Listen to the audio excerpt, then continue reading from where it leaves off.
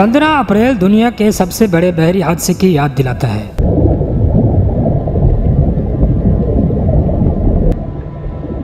जिसमें 1500 से ज्यादा अफराद डूबकर हलाक हो गए थे। नाज़रीन, ये हादसा तारीख में टाइटैनिक के नाम से जाना जाता है। 1912 ईस्वी में पेश आने वाले इस हादसे को अब 110 बरस हो चुके हैं और बहरी ओकियानूस की तह में तकरीबन 2 मील की गहराई में पड़े इस जहाज के टुकड़े जुबान खामोश से कई अनकही दास्तानें सुना रहे हैं, जिनमें हमारे लिए कई सबक भी हैं। टाइटैनिक अपने ज़माने का सबसे बड़ा मुसाफिर बरदार बहरी जहाज था, जिस पर 3600 मुसाफिरों की गुंजाइश रखी गई थी। जब वो अपने पहले सफ़र पर रवाना हुआ तो इस पर 2223 मुसाफिर सवार थे। ताहम बाज़ तारीखदानों ने ये तादाद 2227 बताई है। नाज़रीन, टाइटैनिक की तामीर 1907 ईस्वी में शुमाली एयरलाइन के बहरी जहाज़ों की तामीराती मरकज़ बेलफास्ट में 1907 ईस्वी में शुरू हुई। ये जहाज़ वाइट स्टार लाइन की मिल्कियत था, जिसने एक साथ 3 बड़े बहरी जहाज़ ओलंपिक, टाइटैनिक और गैगांटिक बनाने का आर्डर दिया था।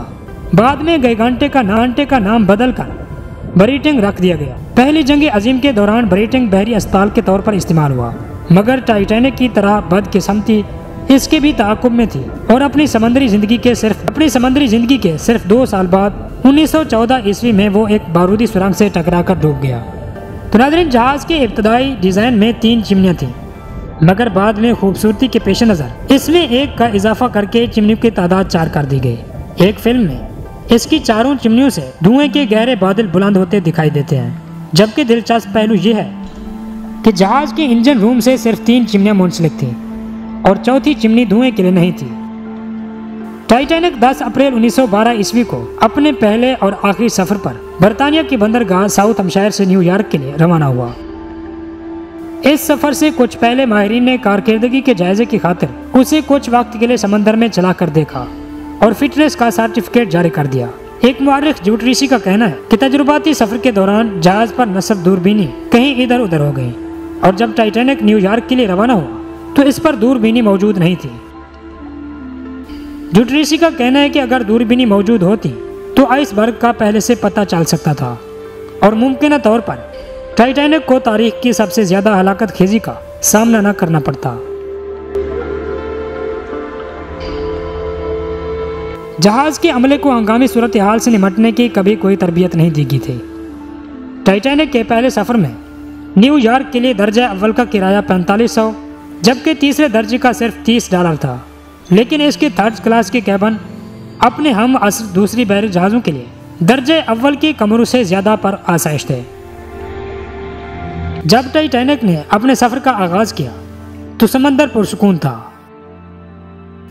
ताहम 14 अप्रैल की रात को बहरे ओकियानूस के इस हिस्से में दर्जा हरारत 0 से गिर गया। इसी रात एक और बहरी जहाज़ ने वायरलेस पर टाइटैनिक को समंदर में तैरती हुई बर्फीली चट्टान आइसबर्ग की इतला दी। बाज़ मुअर्रिखों के मुताबिक ये इतला कम अज कम 6 बार दी गई।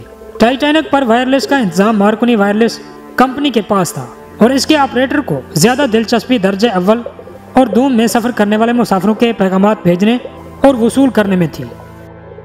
चुनांचे इसने न सिर्फ आइसबर्ग से मुतालिक पैगामात नज़रअंदाज किए, बल्कि आखिर में तो उसने पैगाम भेजने वाले ऑपरेटर को भी सख्ती से डांट दिया। आइसबर्ग की खबर कप्तान स्मिथ को इस वक्त हुई जब जहाज इसकी इंतहाई करीब पहुंच चुका था। इस वक्त टाइटैनिक तकरीबन 25 मील फी घंटा की रफ्तार से सफर कर रहा था। स्मिथ ने पूरी कुव्वत से जहाज का रुख तब्दील करने का हुक्म दिया, मगर इसकी रफ्तार ज्यादा थी और फासला कम। चुनांचे आइसबर्ग जहाज के दरमियाने हिस्से से टकरा गया, जिससे इसमें तकरीबन 300 फुट का शगाफ पड़ गया और जहाज में तेजी से पानी भरना शुरू हो गया। मैरीन का कहना है कि अगर जहाज सीधे रुख आइसबर्ग से टकराता तो नुकसान इंतहाई कम होता और मुमकिन तौर पर वो डूबने से भी बच जाता, लेकिन इसका मामला इसके बरअक्स हुआ। तो मामला इस तरह का हुआ, ये तारीख का बहुत बड़ा सानिया हुआ।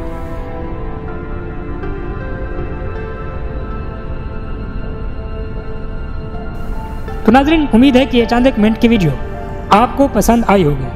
अगर पसंद आई तो वीडियो को लाइक लाजमी कर देना और अभी तक हमारे चैनल को सब्सक्राइब नहीं किया तो मेहरबानी करके हमारे चैनल को सब्सक्राइब कर दें और साथ में बेल के आइकन को भी प्रेस कर दें ताकि हमारी हर नई आने वाली इस तरह की मालूमाती वीडियोज़ आप तक जल्द अज जल्द पहुँच सकें।